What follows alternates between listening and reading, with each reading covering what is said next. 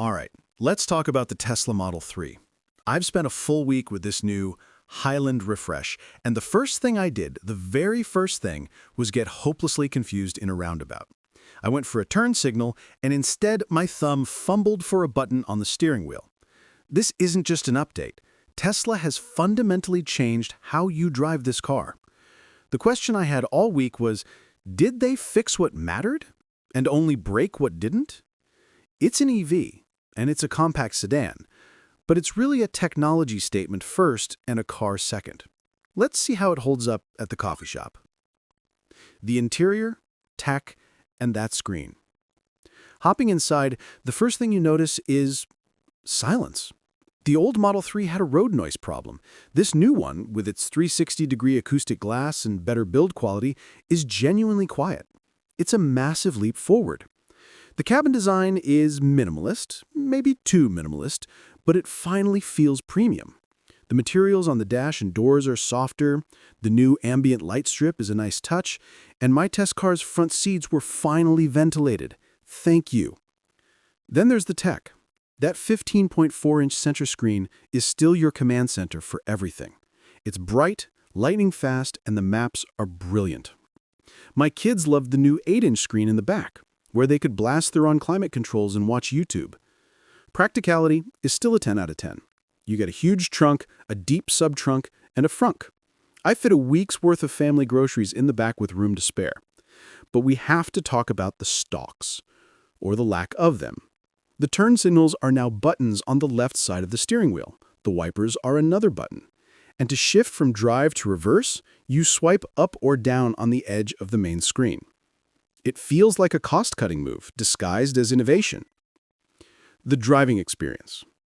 When you're just on a highway, the Model 3 is fantastic. The instant torque from the dual motors in this long-range model is still addictive. You see a gap in traffic, you point, and you're there. No drama, just silent, smooth acceleration. The one-pedal driving, where the car slows down aggressively using regenerative braking the second you lift off the accelerator, is probably the best in the business. I barely touched the brake pedal in city traffic. The biggest driving improvement is the suspension. The old car could be harsh, crashing over potholes and feeling brittle. This new Highland is comfortable. It soaks up bad pavement like a proper premium sedan. Combined with the new quiet cabin, it makes for a serene highway cruiser. But then you get into a city. You need to make a 3-point turn. You drive forward, stop, look at the screen, swipe down for reverse, back up, stop, look at the screen, swipe up for drive.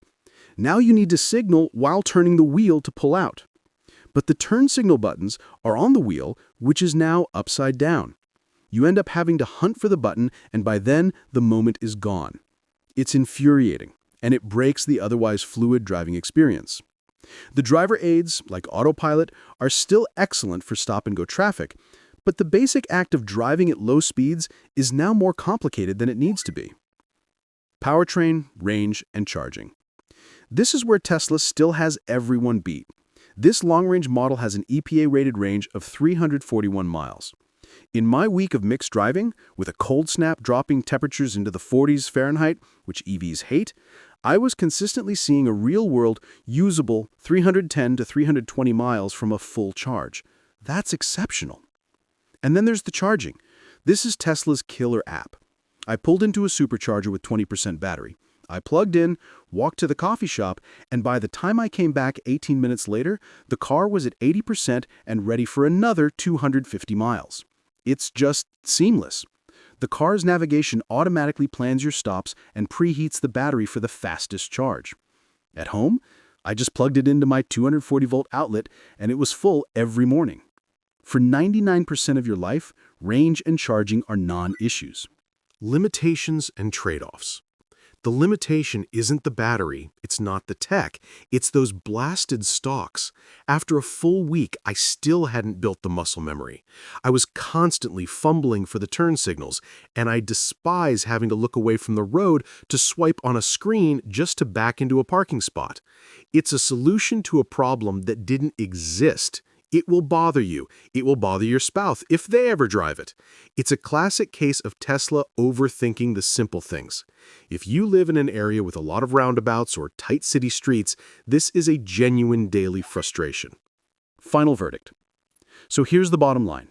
The Model 3 is, in almost every measurable way, a brilliant EV.